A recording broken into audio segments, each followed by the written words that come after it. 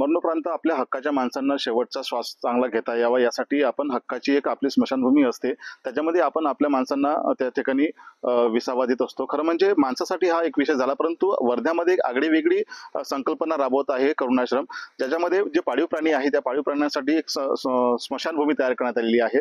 हा नेमका कन्सेप्ट काय आपण जाणून घेऊ। आपल्यासोबत आशिषजी गोस्वामी आहेत। दादा, काय कन्सेप्ट आहे नेमका हा?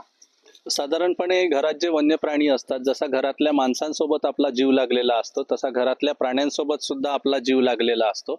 आणि या प्राण्यांसोबत जीव लागला असताना जेव्हा त्यांचा अंत्यविधी होतो तेव्हा त्यांना कुठे आपण समाधी दिली पाहिजे किंवा कुठे त्यांना शेवटचा निरोप दिला पाहिजे असा खूप प्रश्न निर्माण होतो।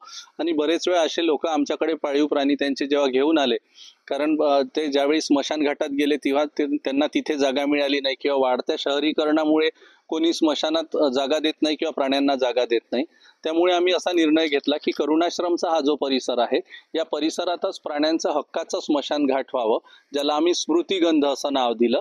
की त्या स्मृतिगंधाच्या ठिकाणी त्यांनी आपल्या घरचा पाळीव प्राणी आणावा, कुत्रा असो, मांजर असो किंवा गाय असो किंवा कुठलाही पक्षी असो, त्यांना आम्ही जागा उपलब्ध करून देऊ आणि त्या जागेत ते त्या प्राण्यांना समाधी देतील आणि त्यांना एक स्मृतिवृक्ष जरी लावायचं असेल तर ते स्मृतिवृक्ष लावू शकतील। नक्कीच आपण जर बघितलं तर विचार कल्पनेच्या पलीकडे हा संकल्प आहे, कारण मुक्या प्राण्यांना इतके आदर ते मरणोपरांत देत आहे करुणाश्रम। खरं म्हणजे आता असे पाळीव जे प्राणी नागरिक पोचतात किंवा पाळतात अशा नागरिकांना काय आव्हान असणार आहे आपलं?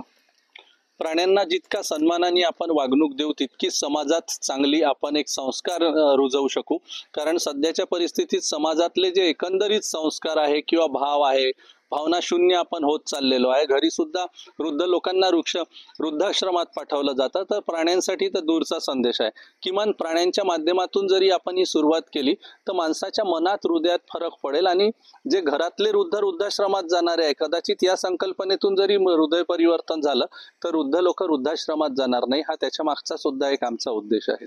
नक्कीच आपण जर बघितलं एक मोठा संदेश या निमित्तानं करुणाश्रमच्या वतीने आशिष गोस्वामी यांनी दिलेला आहे। खरं म्हणजे जे पाळीव प्राणी आपल्याशी जीव लावतात, आपल्या जीवलग असतात, आपल्या घरच्या सदस्याप्रमाणे, ते मरोपर्यंत त्यांना एक वेगळी आदरांजली या ठिकाणी देण्याचा प्रयत्न जो आहे तो करुणाश्रमच्या वतीने करण्यात आलेला आहे। निलेश बंगाले, NDTV मराठी।